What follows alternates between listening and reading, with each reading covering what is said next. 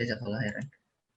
Oke, dipersilakan apabila ada yang ingin ditanyakan mengenai materi kajian fikih pada malam hari ini. Silakan apabila ada yang ingin ditanyakan. Assalamualaikum warahmatullahi wabarakatuh. Waalaikumsalam warahmatullahi wabarakatuh. Waalaikumsalam warahmatullahi wabarakatuh. Mau nanya maksudnya tadi yang leher panjang itu maksudnya kayak gimana ya? Mungkin secara maknawinya juga. Terus apalagi tadi ya? Kalau buat azan cuma itu dulu sih. Paling kalau misalnya ada lagi share tanya lagi. Kasih jazakallah.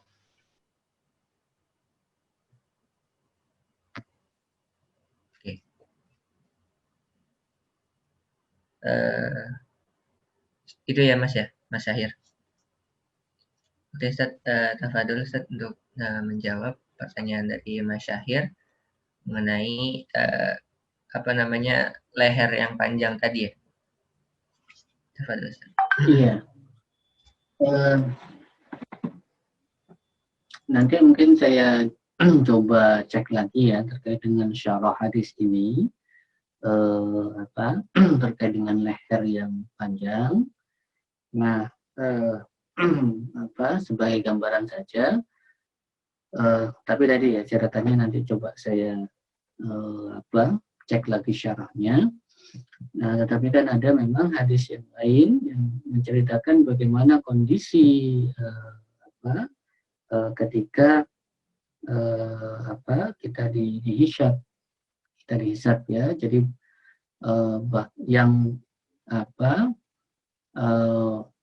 makanya kan ada hadis terkait dengan orang-orang ataupun kelompok yang mendapatkan naungan pada hari di mana tidak ada naungan kecuali naungan Allah Subhanahu wa taala. Ya. Nah, bagi yang tidak mendapatkan naungan, maka pada hari itu karena nggak ada naungan maka dia kena panas gitu. Karena kan ada naungan itu kan teduh. Nah, sehingga sampai kemudian dia berkeringat, bahkan dikatakan sampai kemudian ada yang tenggelam ya dengan keringatnya tadi. Ya. Nah, jadi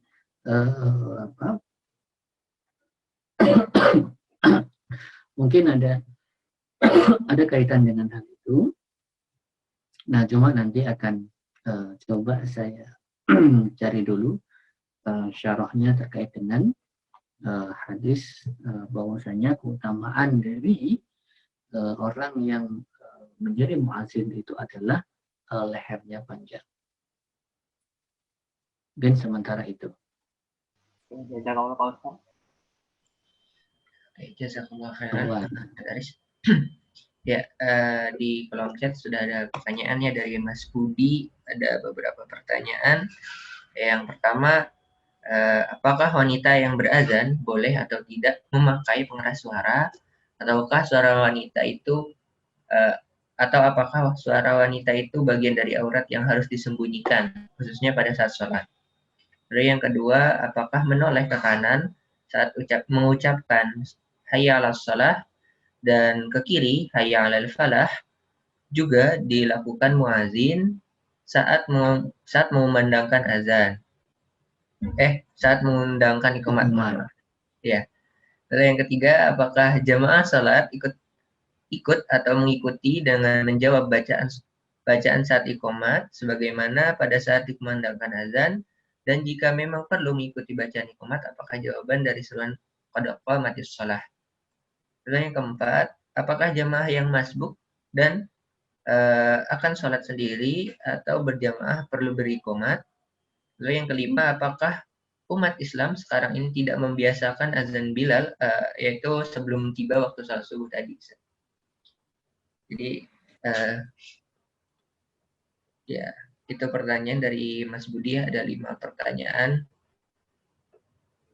Tafadhol Ustaz untuk menjawab pertanyaan yang diberikan. Iya, yang pertama, apakah wanita yang berazan itu boleh ataukah tidak memakai pengeras suara? Jadi atau apakah suara wanita itu bagian dari aurat? Jadi pertama, apakah suara wanita itu bagian dari aurat? Maka jawabannya tidak. Jadi suara wanita itu bukan bagian dari aurat.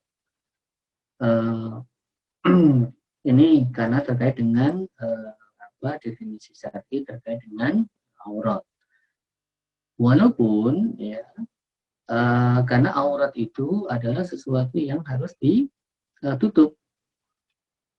Jadi kalau suara wanita itu adalah bagian dari aurat, maka selain mahramnya itu tidak boleh untuk mendengarkan suara wanita. Dan kenyataannya kan syariat tidak menetapkan yang demikian. Jadi suara itu bukan aurat wanita. Tetapi bukan berarti di dalam bersuara itu tidak diatur kaum wanita. Jadi ada aturan-aturan kaum wanita itu di dalam bersuara. Ada larangan misalnya wanita itu ketika berbicara itu adalah dengan suara yang mendayu-dayu atau yang mendesah misalnya, yang bisa mengundang, itu tidak diperbolehkan. Ya. Nah, itu terkait dengan suara wanita. Jadi bukan aurat, tetapi ada aturan-aturan syariat terkait dengan suara wanita tadi. Ya, jadi artinya boleh itu orang lain ataupun yang bukan mahramnya itu mendengar suara wanita, tetapi tadi ya dengan ada aturan-aturan syariat yang mengaturnya. Nah, bagaimana kaitannya dengan azan? Ya, nah jadi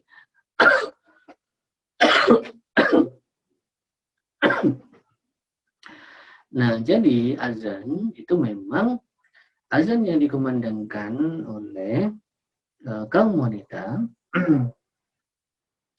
itu pertama tadi ya. Jadi karena memang azan sendiri itu tidak diwajibkan ya bagi wanita. Ya, jadi tidak diwajibkan bagi wanita. Nah, konteks tidak diwajibkan kepada wanita ini sebenarnya juga sudah membatasi bahwa azan itu adalah azan yang dimaksud itu adalah di tengah-tengah jamaah wanita. Ya, karena ketika itu adalah jamaah yang di sana ada laki-laki, tentunya kewajiban itu ada pada laki-laki. Ya. Jadi kewajiban itu ada pada laki-laki. Nah, kemudian hadis yang diriwayatkan dari Aisyah itu juga menunjukkan bahwasanya ternyata walaupun tidak ada kewajiban, tetapi boleh wanita itu mengumandangkan azan ataupun iqamat. Tetapi yang dilakukan oleh Aisyah itu menunjukkan, atau hadis yang diriwayatkan dari Aisyah itu menunjukkan bahwa itu adalah azan yang dilakukan pada jamaah perempuan.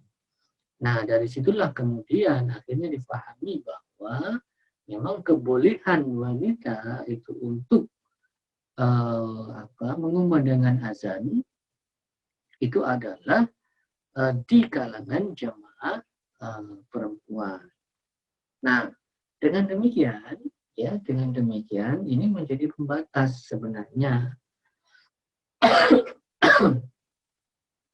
Ya, menjadi pembatas bahwasanya azan ataupun iqamat itu adalah untuk jamaah perempuan. Dan hadis yang diriwayatkan dari Aisyah itu juga menunjukkan bahwasanya sholat yang dilakukan, sholat jamaah yang dilakukan itu adalah dilakukan di rumah, ya, bukan di masjid, tetapi di rumah dengan jamaah hanya khusus perempuan ataupun wanita. Nah, dari sini maka akhirnya kita bisa pahami bahwasanya memang azan yang dikumandangkan oleh perempuan itu tidaklah dalam rangka atau seperti posisinya itu seperti azan yang dikumandangkan oleh kaum laki-laki. Jadi kalau azan yang dikumandangkan oleh kaum laki-laki itu adalah azan untuk memanggil seluruh kaum muslimin untuk melakukan aktivitas sholat. Jadi memanggil seruan bagi seluruh kaum muslimin untuk melakukan sholat, baik laki-laki maupun perempuan. Sementara azan yang dilakukan oleh perempuan, oleh kaum perempuan, itu dilakukan di dalam jamaah perempuan. Dan konteksnya tidak dalam rangka untuk menyeru ataupun memanggil atau panggilan bagi jamaah perempuan saja ataupun laki-laki. Ya. Jadi konteksnya yang terjadi adalah jamaah perempuannya itu memang sudah berkumpul atau memang azannya itu hanya bisa didengar di ruangan di mana sholat itu ditegakkan, ya, sholat jamaah dengan jamaah perempuan itu ditegakkan. Nah, dari sini maka keperluan penggunaan pengeras suara itu menjadi ya tidak diperlukan. Ya, jadi menjadi tidak diperlukan. Kemudian ketika menggunakan pengeras suara, maka justru keluar dari tadi ya fungsi azan yang dilakukan oleh perempuan di dalam jamaah sholat perempuan. Ya, jadi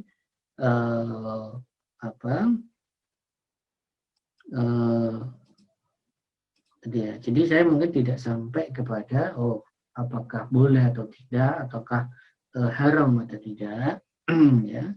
Tetapi memang tidak pada tempatnya, sehingga cukup bagi wanita yang mengumandangkan azan itu cukup bisa didengar di tempat di mana memang jamaah perempuan itu melakukan aktivitas sholat itu sendiri. Nah, ini yang pertama. Kemudian yang kedua, apakah menoleh ke kanan dan ke kiri itu juga dilakukan muazin saat mengumandangkan iqamah? Nah, jawabannya adalah bahwasanya ini hanya dilakukan untuk azan, ya. Jadi ini hanya dilakukan oleh Bilal bin Rabah itu adalah saat azan, jadi tidak saat iqamah. Kemudian apakah jamaah sholat itu ikut mengikuti ikut menjawab atau mengikuti bacaan iqamat? Ya, kalau kita lihat hadis ya terkait dengan apa yang dilafadzkan ya saat azan, maka memang hadisnya itu hanya berkaitan dengan azan.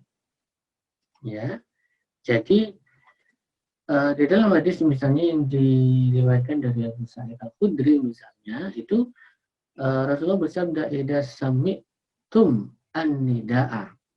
Jadi dikatakan di situ adalah an-nida'a. Ya.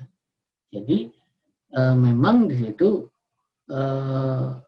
dan itu dengan an-nida'a dengan isim ma'rifat yang memang tidak difahami lain yang dimaksud dengan an-nida itu adalah azan. Jadi iqamat tidak termasuk di dalam lafaz an-nida yang disebutkan di dalam hadis tadi. Nah, sehingga yang dicontohkan atau yang disyariatkan sebagaimana idza sami'tum an-nida itu faqulu misla ma yaqulul muadzin. Maka katakanlah, ucapkanlah yang semisal dengan yang diucapkan oleh muadzin. Ya, jadi memang ini adalah lafaz yang diucapkan ketika mendengar azan. Jadi kalau iqamat ya tidak disunahkan. Kemudian apakah jamaah yang masbuk dan akan sholat sendiri atau berjamaah itu perlu iqamat? Nah, kalau jamaah perlu iqamat atau tidak, jadi kita kembalikan kepada hukumnya tadi. Ya. Nah, jadi hukumnya itu adalah fardu kifayah.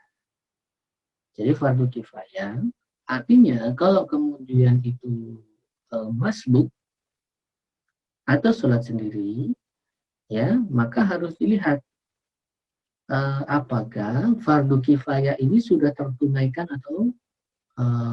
atau belum.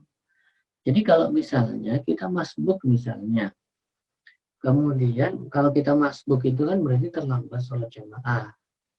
Kalau yang namanya sholat jamaah itu lazimnya itu sudah iqamat, ya nggak mungkin tidak iqamat karena lazimnya itu iqamat. Nah dengan demikian kalau kita sholat masbuk itu hampir bisa dipastikan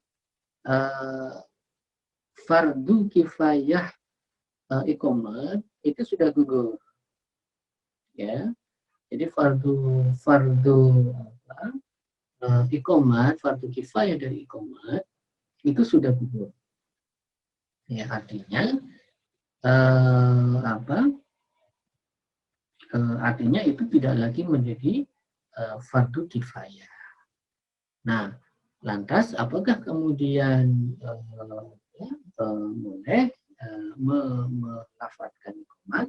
Ya maka ya boleh tadi. Ya, jadi ketika kemudian menunaikan sholat, maka boleh kemudian mengumandangkan iqamat. Ya.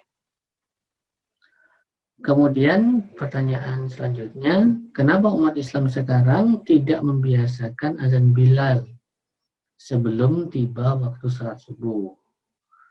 Ya. Nah, jadi ini tadi ya, jadi bukan sebelum tiba waktu salat subuh, tetapi sebelum tiba waktu salat subuh di bulan Ramadan. Ya, jadi kalau di dalam hadis tadi disebutkan bahwasanya ini adalah khusus di bulan Ramadan. Nah, kalau kemudian jadi kita pahami tadi ya, bahwasanya konteksnya itu adalah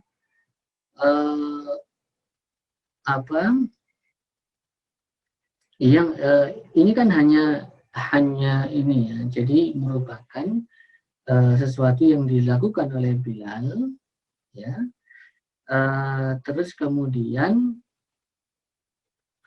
dan ditunjukkan di dalam hadis tadi itu adalah bahwasanya agar orang-orang yang sedang menunaikan sholat malam itu kemudian kembali ya ke rumah, sementara yang masih tidur itu segera bangun ya dengan azan yang dikumandangkan oleh Bilal tadi. Nah, tetapi di dalam hadis itu kita juga mendapatkan bahwasanya akhirnya ada penjelasan gitu yang diberikan oleh Rasulullah agar kaum muslimin itu tidak terhalang dengan azan Bilal. Ya. Nah, sehingga di sini memang tidak kemudian ini merupakan sesuatu yang akhirnya dihukumi sunnah, gitu. Ya, apa yang dilakukan oleh Bilal dalam konteks ini. Nah, sehingga kalau zaman kita sekarang misalnya pertama ada sarana-sarana yang lain yang memang memungkinkan dan bisa digunakan tadi ya untuk menunjukkan ataupun misalnya membangunkan ataupun memberitahukan ya terkait dengan waktu sahur dan lain sebagainya, karena adanya kemudahan berupa pengeras suara ya maka itu diperbolehkan ataupun itu bisa digunakan. Selain itu, kalau memang di dalam sebuah masyarakat atau komunitas jamaah itu memang sudah biasa ya dengan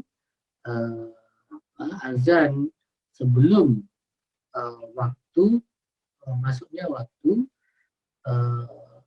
subuh, ya maka itu juga bisa dilakukan.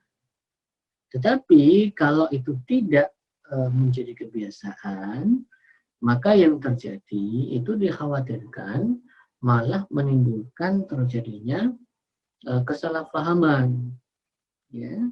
Jadi menimbulkan kesalahpahaman, bahkan di zaman Rasul itu sampai kemudian Rasul tadi menyampaikan agar kaum muslimin itu tidak terhalang di dalam makan sahurnya.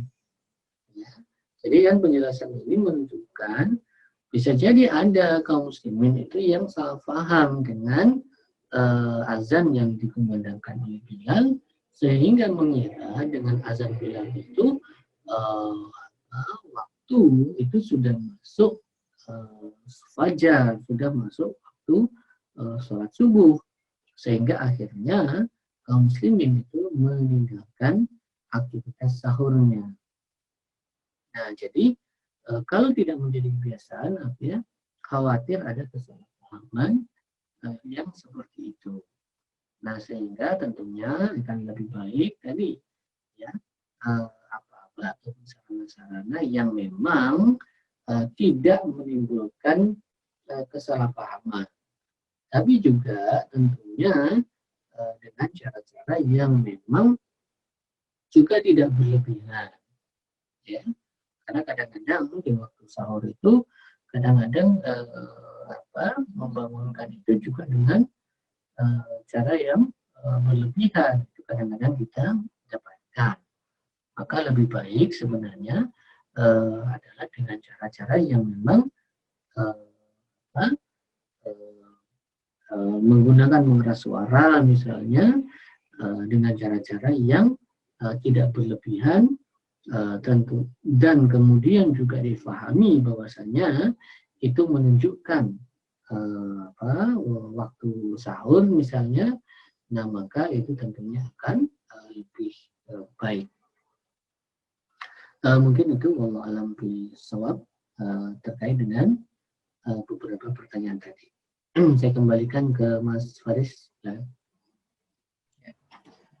Jazakallah khairan pada Faris Abarsa yang telah menjawab ya.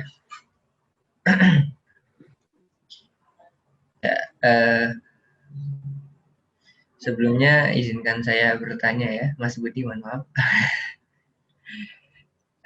Saya hendak bertanya mengenai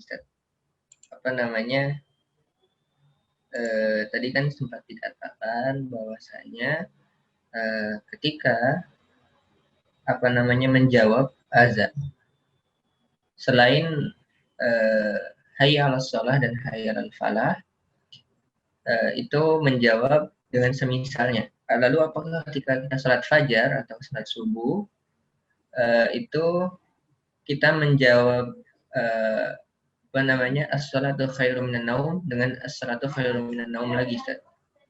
Itu mungkin pertanyaan dari saya, dari Anda, Mas. Ya. Tafadhol, Ustaz.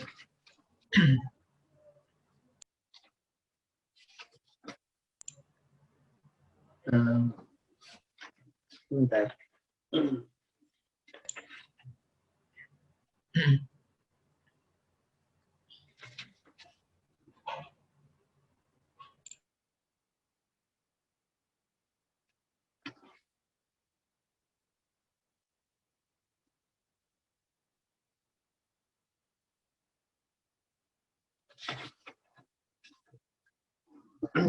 Iya.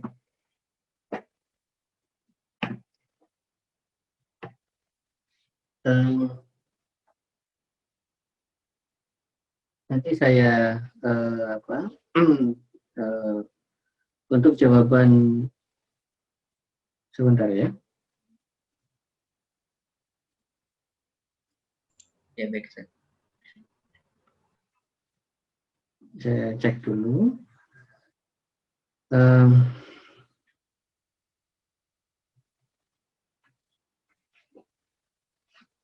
Ya, jadi memang yang ada terkait dengan dalil-dalil ataupun hadis terkait dengan yang diucapkan ketika azan dikumandangkan itu adalah tadi, ya. Jadi hadis yang diriwayatkan dari Abu Sa'id Al-Khudri, juga hadis yang diriwayatkan dari Umar bin Khattab. Jadi kalau hadis yang diriwayatkan dari Abu Sa'id Al-Khudri itu adalah secara umum tadi idza sami'tum an-nidaa faqulu misla ma yaqulul muadzin, maka katakanlah sebagaimana yang dikatakan oleh muadzin. Sementara yang hadis yang diriwayatkan oleh dari Umar bin Khattab, maka itu ada tambahan terkait dengan ataupun penjelasan tambahan terkait dengan lafaz hayya 'alas shalah, hayya 'alal falah. Nah, terkait dengan lafaz as-shalatu khairun minan naum, ini saya belum mendapatkan ada hadis yang secara khusus menyebutkan adanya pengecualian, ya, sebagaimana lafaz hayya 'alas shalah, hayya 'alal falah yang disebutkan di dalam hadis yang diriwayatkan dari Umar bin Khattab. Nah, sehingga kalau tidak ada dalil yang kemudian menyebutkan secara khusus lafaz apa yang diucapkan ketika mendengar lafaz azan yang dikumandangkan tadi, maka kembali kepada hadis yang pertama yang disampaikan dari Abu Sa'id Al-Khudri, yaitu bahwasanya yang diucapkan itu adalah semisal dengan apa yang diucapkan oleh muadzin. Jadi sementara jawaban saya seperti itu, nanti coba apakah ada dalil-dalil yang lain yang kemudian memberikan penjelasan terkait dengan tambahan lafaz tadi, ya, karena memang lafaz as-shalatu khairum minan naum sendiri itu adalah tambahan, ya, tambahan yang diucapkan oleh Bilal bin Rabah tadi.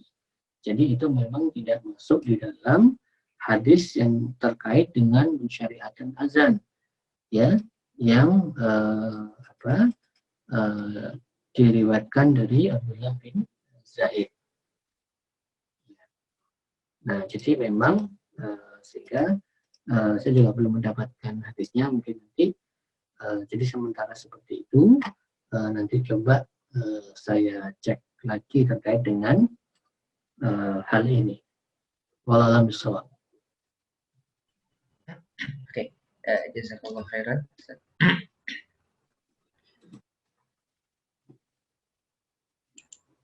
Oke, kemudian ini ada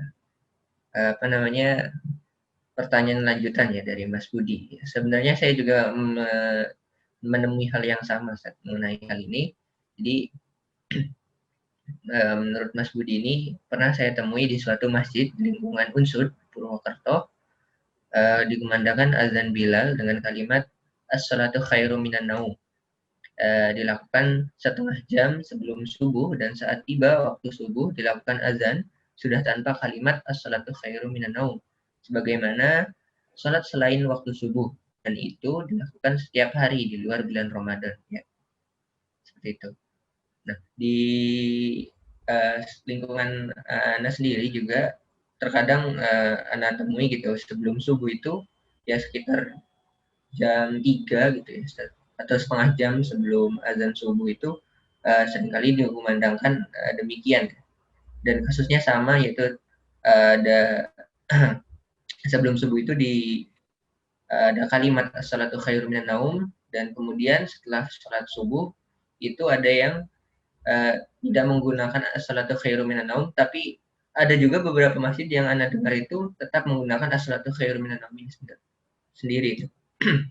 Itu bagaimana Ustaz? Yang sebelum subuhnya itu ada lafaz azan yang lain juga, atau hanya lafaznya as-sholatu minan naum saja?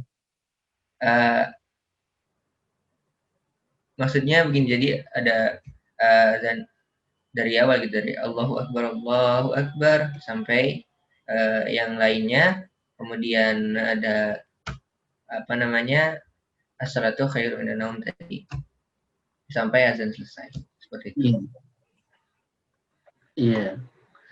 Jadi yang pertama tadi,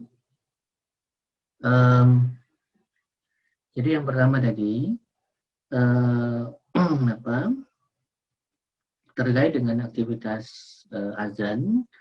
Jadi azan ini kan bagian dari ibadah tentunya. Jadi karena ini adalah bagian dari ibadah, tentunya kita harus mengikuti apa yang disyariatkan. Ya, jadi tentunya kita mengikuti apa yang disyariatkan.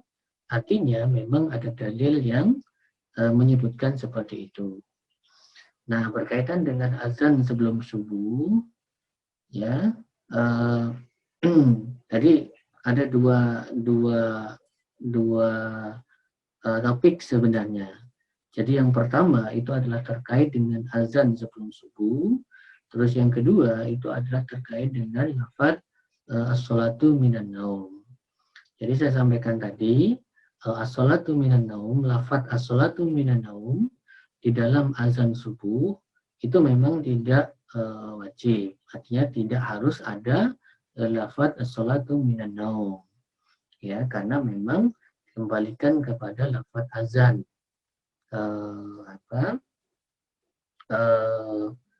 Yang disebutkan di dalam hadis yang diriwayatkan dari Abdullah bin Sa'id tadi. Nah, itu terkait dengan lafaz as-sholatu minan naum.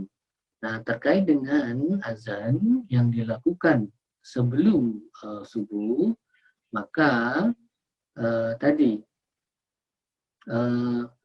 berdasarkan dalil-dalil syar'i, kita kan mengacunya itu adalah kepada af'al dari para sahabat di masa Rasulullah Shallallahu Alaihi Wasallam.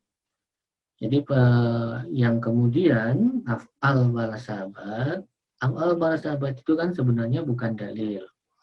Tetapi ketika af'al para sahabat itu mendapatkan takrir atau persetujuan dari Rasulullah Shallallahu Alaihi Wasallam, atau af'al para sahabat itu misalnya kemudian menjadi ijma atau kesepakatan para sahabat, barulah kemudian itu bisa menjadi dalil. Nah, di masa Rasul tadi itu adalah bahwasanya yang namanya azan itu senantiasa dikumandangkan ketika masuk waktu sholat. Ya, jadi ketika masuk waktu sholat. Nah, dikecualikan adalah dalam dua kondisi tadi. Yang dua kondisi tadi yaitu pada saat sholat Jumat dan kemudian sholat subuh di bulan Ramadan. Nah, sholat Jumat itu memang adanya azan sebelum sholat Jumat atau sebelum masuk waktu sholat zuhur pada hari Jumat itu tidak terjadi di masa Rasulullah, tetapi itu terjadi di masa para sahabat. Ya, dan itu terjadi dan tidak ada sahabat yang menyelisihi. Artinya itu menjadi dalil yang kemudian bisa diikuti. Terus kemudian yang kedua adalah pada saat sebelum masuknya waktu subuh. Nah, terkait dengan waktu yang kedua ini terjadi di masa Rasulullah Sallallahu Alaihi Wasallam. Artinya memang ada dalil dan mendapatkan persetujuan dari Rasulullah Sallallahu Alaihi Wasallam. Tetapi di dalam hadis yang disebutkan tadi, bahwasanya kasus azan sebelum masuk waktu sholat tadi, atau dalam konteks ini adalah sebelum masuk sholat subuh, itu terjadi pada bulan Ramadan. Karena Rasulullah SAW itu mengkaitkan dengan aktivitas sahur, ya, bahwasanya dan azan yang dilakukan oleh Bilal tadi itu memang juga berkaitan dengan aktivitas sahur juga atau aktivitas puasa. Karena tadi supaya yang sedang menunaikan qiyamul lail itu segera pulang. Kemudian yang baru bangun, yang sedang tidur itu segera bangun. Jadi konteksnya itu memang adalah berkaitan. Jadi kalau kita lihat memang ini sangat berkaitan dengan sahur. Kemudian juga penjelasan Rasulullah itu juga mengkaitkan dengan sahur. Nah, sehingga akhirnya memang azan sebelum salat subuh ini memang berkaitan dengan sahur, yaitu yang dilakukan di bulan Ramadan. Nah, jadi ini yang kemudian kita jadikan sebagai dalil. Nah, sehingga maksud saya adalah kalau kemudian azan sebelum sholat subuh atau azan sebelum sholat subuh, sebelum masuknya waktu sholat subuh, itu ada dalil yang kemudian melandasi itu, sehingga itu bisa dilakukan. Ya, jadi itu bisa dilakukan. Nah, kalau pertanyaannya adalah bagaimana dengan azan sebelum masuknya waktu sholat subuh di luar bulan Ramadan? Maka saya menyampaikan bahwasanya saya tidak mendapatkan dalil ya yang para sahabat atau Bilal bin Rabah itu melakukan atau melafadzkan azan sebelum masuknya waktu sholat subuh.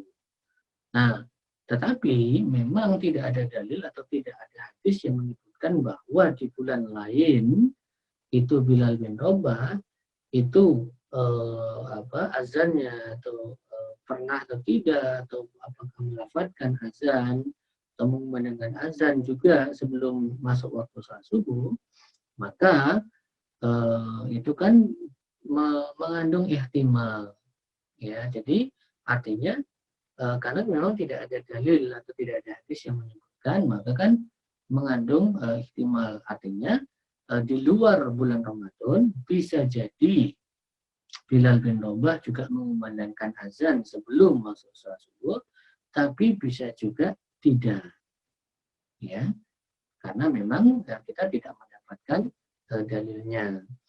Nah, sehingga dalam kondisi ini tentunya lebih baik ya kita meneladani atau mencontoh ketika memang ada yang mencontohkan itu. Nah, sehingga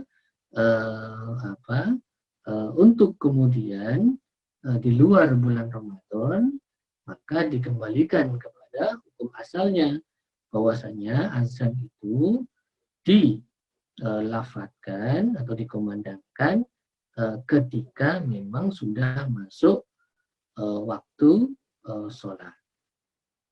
Nah, kalau kemudian tujuannya tadi untuk kemudian membangunkan dan seterusnya, maka itu bisa dilakukan sebenarnya dengan cara-cara yang lain, karena tadi ya sudah ada pengeras suara dan lain sebagainya. Ya, sebagaimana sekarang kan juga untuk waktu-waktu sholat yang lain, ya itu sebelum maghrib misalnya, itu kan juga biasanya sudah sholawatan, misalnya. Ya, artinya bisa jadi kemudian menggunakan fasilitas-fasilitas yang ada itu malah bisa jadi bukan hanya subuh gitu ya, yang kemudian untuk menunjukkan ataupun mendorong kaum muslimin itu untuk bersiap-siap menunaikan sholat jamaah, dan itu tidak masalah gitu ya. Jadi mungkin seperti itu ya. Jadi wallahu alam. Jadi kalau menurut saya tadi yang lebih baik kita mengikuti apa yang dicontohkan ya, ataupun yang ada di dalam hadis ya. Mungkin itu wallahu alam bissawab. Jazakallah khairan Ustaz Aris. Ya, alhamdulillah rabbil alamin ya. Karena waktu telah menunjukkan pukul 22:07 ya. Akan kita cukupkan sesi tanya jawab kajian fikih kita pada malam hari ini. Oke. Untuk mengakhiri kajian fikih kita pada malam hari ini, mari kita sama-sama mengakhirinya dengan membaca doa kifaratul majelis. Subhanaka Allahumma wa bihamdika asyhadu an la ilaha illa anta astaghfiruka wa atubu ilaik. Alhamdulillahirabbil alamin. Ya. Semoga bermanfaat ya ilmunya. Amin amin ya rabbal alamin. Jazakallahu khairan kepada Ustaz Aris yang telah berkenan menyampaikan materi pada malam hari ini. Alhamdulillah. Ya. Iya. Nanti beberapa yang belum terjawab, insya Allah. Jadi beberapa yang belum terjawab, insya Allah mudah-mudahan nanti jawabannya bisa dilengkapi pada pertemuan berikutnya, insya Allah. Ya. Demikian. Assalamualaikum warahmatullahi wabarakatuh. Waalaikumsalam warahmatullahi wabarakatuh. Ya. Jazakallahu khairan. Saya pamit dulu ya. Yes, sir. Ya, assalamualaikum. Waalaikumsalam. Warahmatullahi wabarakatuh.